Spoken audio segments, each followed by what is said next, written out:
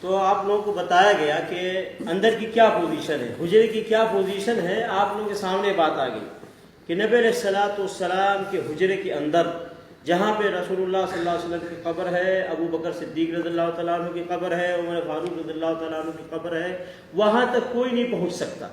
چاروں طرف سے 2 دیواریں ہیں اور دونوں بند ہیں. وہاں تک کوئی پہنچ ہی نہیں سکتا، کوئی جا ہی نہیں سکتا. دنیا کا کوئی صدر ہو، وزیر اعظم ہو، بلکہ اس ملک کا بادشاہ ہو، وہ بھی نہیں وہاں تک جا سکتا ہے. تو اگر کوئی یہ کہتا ہے کہ میں اتنے سال پہلے کوئی آیا تھا، اندر گیا تھا، یا یہ کہ کوئی صدر گیا تھا، وزیر اعظم گیا تھا، تو غلط بات ہے. بھائی تقریباً 1000 سال سے زیادہ ہو گئے، بلکہ 1300 سال عمر بن عبدالعزیز رحمۃ اللہ علیہ نے اپنے زمانے میں چاروں طرف سے دیواریں بنوا دی تھی اور اس کو بند کر دیا گیا تھا، کوئی اندر جا نہیں سکتا. لیکن بہت سارے لوگوں کے ذہنوں میں ایک سوال آتا ہے کہ کیوں نہیں نبی علیہ الصلوۃ والسلام کے حجرے کو کھول دیا جاتا ہے، دیواریں ہٹا دی جاتی ہیں تاکہ نبی علیہ الصلوۃ والسلام کی قبر کو دیکھتے، ابو بکر عمر رضی اللہ تعالیٰ عنہ کی قبروں کو دیکھتے، اور ہم بھی ان کی قبروں کی قریب سے جا کے زیارت کرتے. بہت سارے لوگوں کے ذہن میں بات آتی ہے، سمجھ گئے نا.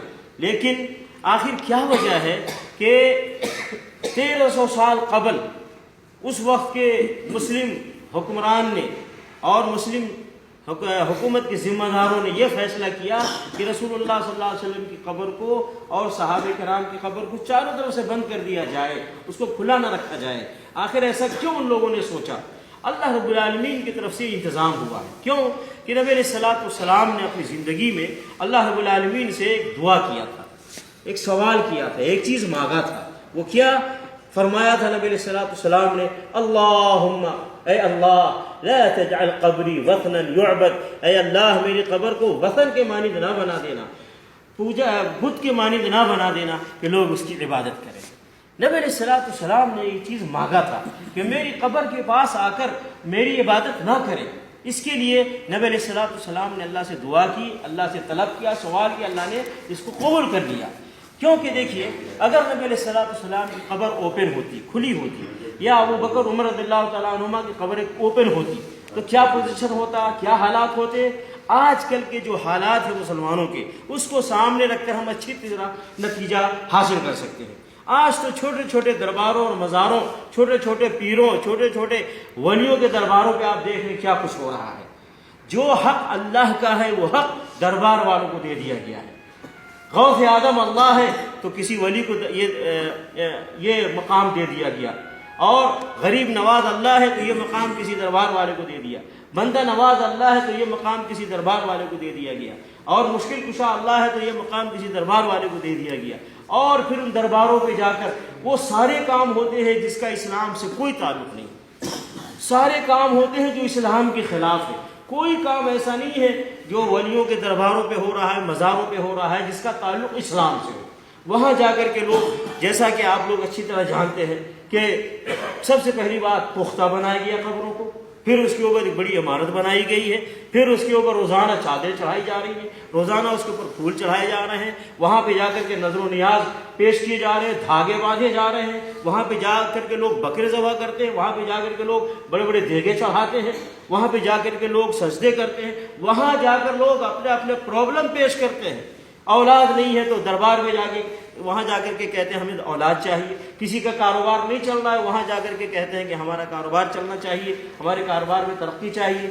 کسی کو بیمار ہے تو وہاں جا کر کے دربار میں کہتے ہیں ہم بیمار ہیں، ہمیں شفا چاہیے. یہ ساری چیزیں اب دربار والوں سے جا کے مانگتے ہیں، اللہ رب العالمین سے نہیں مانگتے. جبکہ اللہ رب العالمین فرماتے ہیں وقال ربکم ادعونی استجب لکم، کہا تمہارے رب نے تم مجھ سے دعا کرو میں تمہاری دعا قبول کروں گا. لیکن اللہ سے مانگنے کے بجائے دربار والوں سے جا کے مانگتے ہیں. اور یہ ایڈورٹائز کیا گیا دربار والوں کے پاس بیٹھنے والے جو لوگ ہیں وہاں مجاور، یا جو لوگ وہاں گدہ نشین ہیں، جو لوگ وہاں بیٹھے ہوئے ہیں، وہ یہ ایڈورٹائز کرتے ہیں کہ یہاں پہ پرابلم سالو ہوتے ہیں، لوگوں کی پریشانیاں دور ہوتی ہیں، لوگوں کے مشکلات دور ہوتے ہیں، یہاں پہ پریشان حال کی پریشانی دور ہوتی ہے. بلکہ یہاں تک ایڈورٹائز کیا جاتا ہے کہ مرا ہوا آدمی وہ بھی یہاں زندہ ہو جاتا ہے.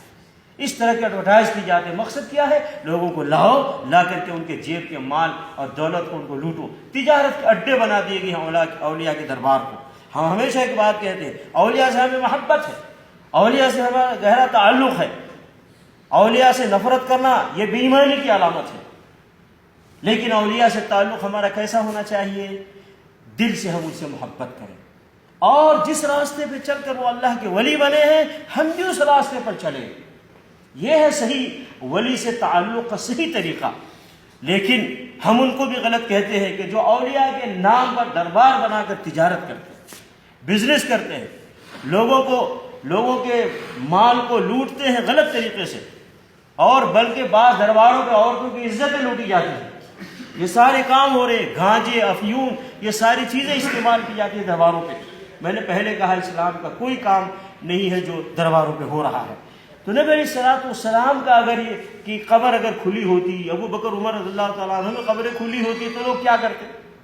کیا نہیں کرتے؟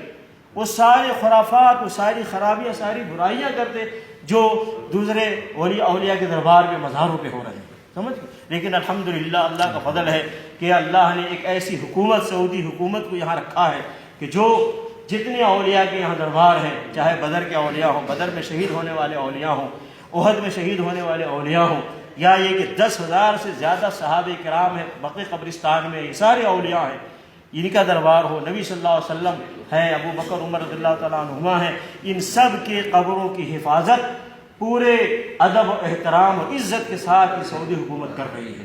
کسی کو وہاں پہ کوئی ایسے کام کرنے کی اجازت نہیں دی جاتی جس کا تعلق اسلام سے نہیں ہے۔ آپ ان سے محبت کریں اور ان کے راستے پر چلیں اور جا کر ان کے لیے دعائیں کریں، آپ ان کے لیے دعا کریں، آپ ان سے نہ مانگیں اپنے لیے، یہ نہیں تعلیم دی گئی ہے۔ اگر سعودی حکومت چاہتی ان درباروں سے پیسے کمانا ہے، اجمیر کے دربار سے کروڑوں لوگ کما رہے ہیں، پاک پٹن کے دربار سے کروڑوں لوگ کما رہے ہیں، اور لاہور کے دربار سے کروڑوں لوگ کما رہے ہیں، اسی طریقے سے دیگر انڈیا، پاکستان، بنگلہ دیش میں جو دربار بنے ہیں وہاں کروڑوں لوگ کما رہے ہیں۔ کیا سعودی حکومت چاہتی تو یہ شہداء کے دربار، بدر کے شہداء کے دربار پر پیسے نہ کماتی؟ یہ احد کے شہداء کے دربار پہ پیسے نہ کماتی حکومت؟ یہ صحابہ کرام کے دربار پہ پیسے نہیں کماتی حکومت ان کے ذریعے سے؟ ایسے ہی نبی صلی اللہ علیہ وسلم، ابو بکر عمر رضی اللہ تعالیٰ عنہ کے دربار سے یہ سعودی حکومت پیسے نہیں کماتی؟ اتنے پیسے کماتی کہ 50 سال 100 سال کا بجٹ ایک سال میں جمع ہو جاتا۔ لیکن الحمدللہ یہ ان درباروں سے پیسے نہیں کماتی یہ حکومت، بلکہ آپ کو سارا انتظام آپ کے لیے کیا گیا ہے۔ آپ اچھی طرح دیکھ رہے ہیں کہ آپ آئیے، زیارت کیجئے ان اولیاء کی، ان بزرگوں کی زیارت کیجئے شریعت کے دائرے میں رہ کر، اللہ کے حکم اور رسول صلی اللہ علیہ وسلم کے تعلیمات کے دائرے میں رہ کر آپ زیارت کیجئے۔ اور ساتھ میں یہ بھی انتظام ہے، کوئی اگر اسلام کی خلاف ورزی یہاں کی کرتا ہے، اللہ اور اللہ کے رسول صلی اللہ علیہ وسلم کی خلاف ورزی کرتا ہے ان درباروں پہ، تو ان کو سدھارنے کے لیے، ان کو نصیحت کرنے کے لیے، ان کو سمجھانے کے لیے سعودی حکومت نے علماء کرام کو رکھا ہے، سمجھ گئے نا؟ لوگوں کو نصیحت کرنے کے لیے رکھا ہے، لوگوں کو تعلیم و تربیت دینے کے لیے رکھا ہے۔ یہ ہے صحیح طریقہ دربار۔ اسی لیے نبی علیہ السلام، ابو بکر عمر رضی اللہ تعالیٰ عنہ قبریں اوپن نہیں ہے، اللہ کی طرف سے انتظام ہو گیا کہ کوئی قبر تک پہنچ نہیں سکتا، اس لیے وہاں جا کے کوئی سجدہ بھی نہیں کر سکتا ہے، کوئی چڑھاوے بھی نہیں چڑھا سکتا ہے، کوئی رکوع بھی نہیں کر سکتا، کوئی وہاں پہ جا کے نماز بھی نہیں پڑھ سکتا، کوئی قرآن بھی نہیں پڑھ سکتا، کچھ نہیں کر سکتا ہے۔ بس آئے سلام کرے۔ آپ جب آتے ہیں قبر زیارت کرنے تو صرف اتنا کہیں السلام علیکم یا رسول اللہ ورحمۃ اللہ وبرکاتہ۔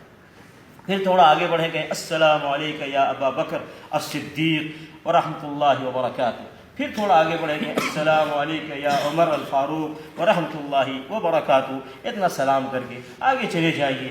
آپ کی زیارت کرنے کے لیے، سلام کرنے کے لیے سعودی حکومت نے بہترین انتظام کیا ہوا ہے۔ پورے ادب سے آئے اور سلام کر کے اور آگے چلے جائے۔ تو پتہ یہ چلا کہ نبی علیہ السلام نے جو اللہ سے سوال کیا تھا، اے اللہ میری قبر کو اللہم لا تجعل قبری وثنا یعبد، اے اللہ میری قبر کو بت نہ بنا دے کہ عبادت کی جائے۔